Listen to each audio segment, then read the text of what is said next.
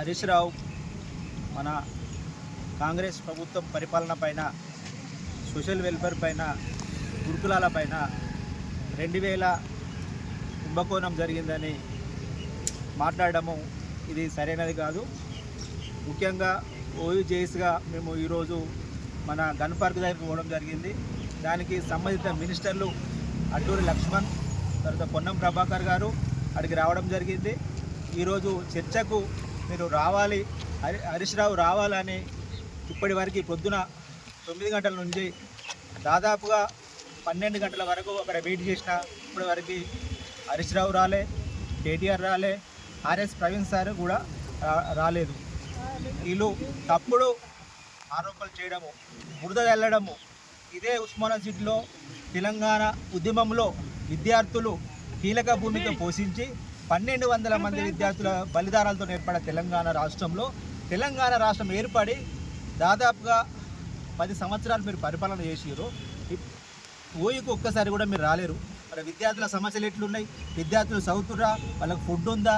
మరి తెలంగాణ ఉద్యమంలో పాల్గొన్నారు, వాళ్ళ పరిస్థితి ఏందని కూడా ఇప్పటివరకు మీరు టీఆర్ఎస్ ప్రభుత్వం ఉన్నప్పుడు ఆలోచించలేదు. కాంగ్రెస్ ప్రభుత్వం వచ్చిన తర్వాత ఓయూ సమస్యలు పట్టించుకోవడం జరిగింది. 2 సార్లు ఓయూకి రావడం జరిగింది. అంతేకాకుండా తెలంగాణ ఉద్యమంలో మేము పాల్గొని చాలామంది పోటీ పరీక్షల్లో చదువుకొని ఉద్యోగాలు చేస్తామని కొందరు విద్యార్థులు అందరూ చదువుతున్న క్రమంలో టీఎస్పీఎస్సీ పేపర్ గ్రూప్ 1, గ్రూప్ 2 అన్ని పేపర్ లీకేజ్ చేయడం జరిగింది.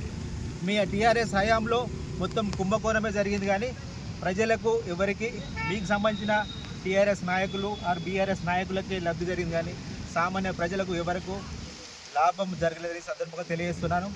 ఏదైతే 2,000 కోట్ల కుంభకోణం గురుకులో జరిగిందన్నది అవాస్తవము. దానికి సంబంధించి దాదాపుగా 1100 చేంజ్తోనే మొత్తం టెండర్ మొత్తం ఉంది. కానీ 2,000 జరగడం ఇది అవాస్తవము. ప్రజలు గమనిస్తారు. ఆల్రెడీ బుద్ధి చెప్పారు. ఆల్రెడీ మీ సొంత మరదలే టీఆర్ఎస్ పార్టీలో ఉండే ఆమెనే పెద్ద దొంగ అని హరీష్ రావును చాలా చెప్పడం జరిగింది. పెద్ద దొంగ, ఆమె జాగ్రత్తగా ఉండాలి. కేటీఆర్ను అన్నది, హరీష్ రావును అన్నది. ఆమె సపరేట్ పార్టీ పెట్టడం కూడా జరిగింది. హరీష్ రావును నమ్మేటట్టు కూడా ఎవరు లేదు. హరీష్ రావు కూడా దీని గురించి కూడా మాట్లాడకపోతే బాగుంటుంది. రానున్న రోజుల్లో ఓయూజేఎస్గా, ఓయూ విద్యార్థులుగా ప్రజలు కంపల్సరీ బుద్ధి చెప్తారు. నోరు జాగ్రత్త పెట్టుకోవాలి. హరీష్ రావు మరియు ఆర్ఎస్ ప్రవీణ్ సార్ లేని పక్షంలో పెద్ద ఎత్తున ఉద్యమం ఉంటుంది, భౌతిక దాడులు ఉంటాయి.